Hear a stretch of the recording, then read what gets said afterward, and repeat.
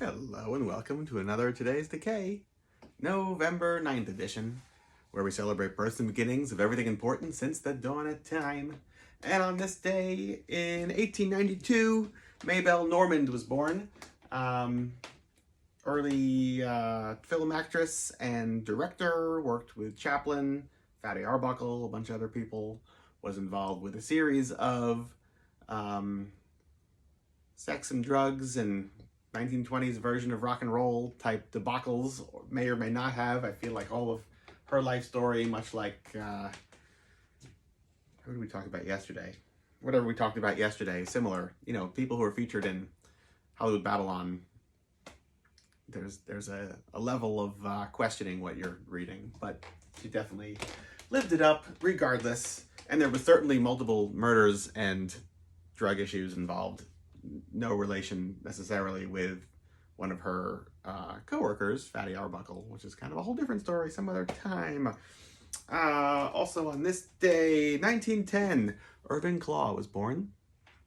S&M bondage photographer, probably most famous because of his work he did with Betty Page, but he worked with many people in the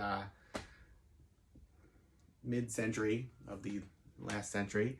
And went on for years. I know that Irving Klaw Studios was actually on 14th Street and I want to say 2nd Avenue, is it across from Beauty Bar? Something like that.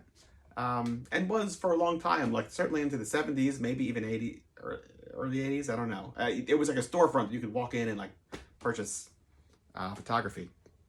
And because of the proximity of Otto Shrunken Head to where Irving Klaw Studios was. That's one of the things, actually, I've said this before, and I'll say it again, that I've always loved about New York City is you can just be innocently walking down any street, and like little do you know, like there's the sheer amount of history that happened right where you're walking. There's almost never any sort of plaques.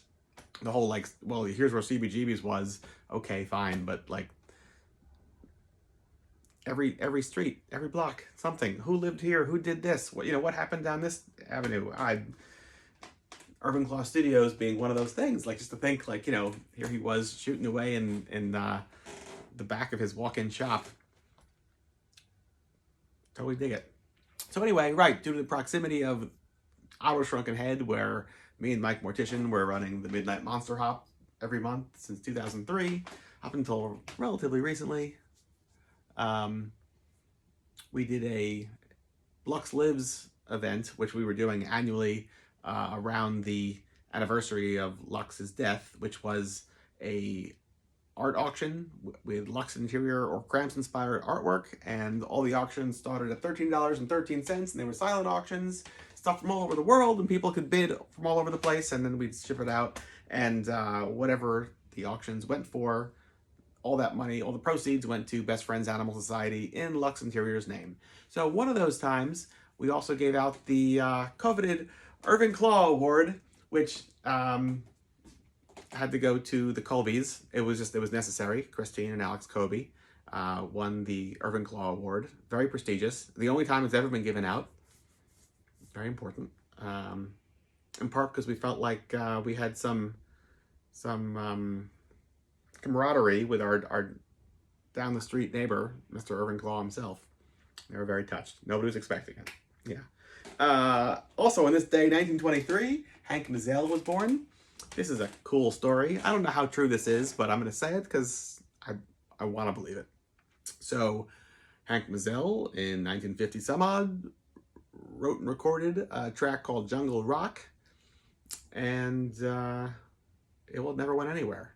And then Henry Mariano and Breathless Dan Coffey found a copy on their trips through the American South in the 60s, brought it back to England, made some reproductions of it, and it became like literally like a top 10 or something like that hit on like the BBC or radio, whatever. But nobody knew who Hank Mazel was. This was just like a bootleg copy that they found and reproed.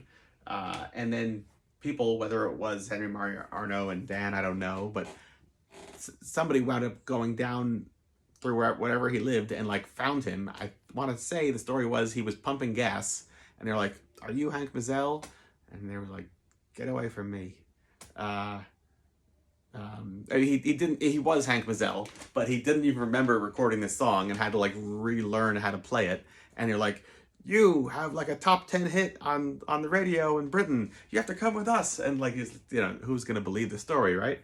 But he went, and he wound up on television, and he wrote some more songs that were kind of in the same vein.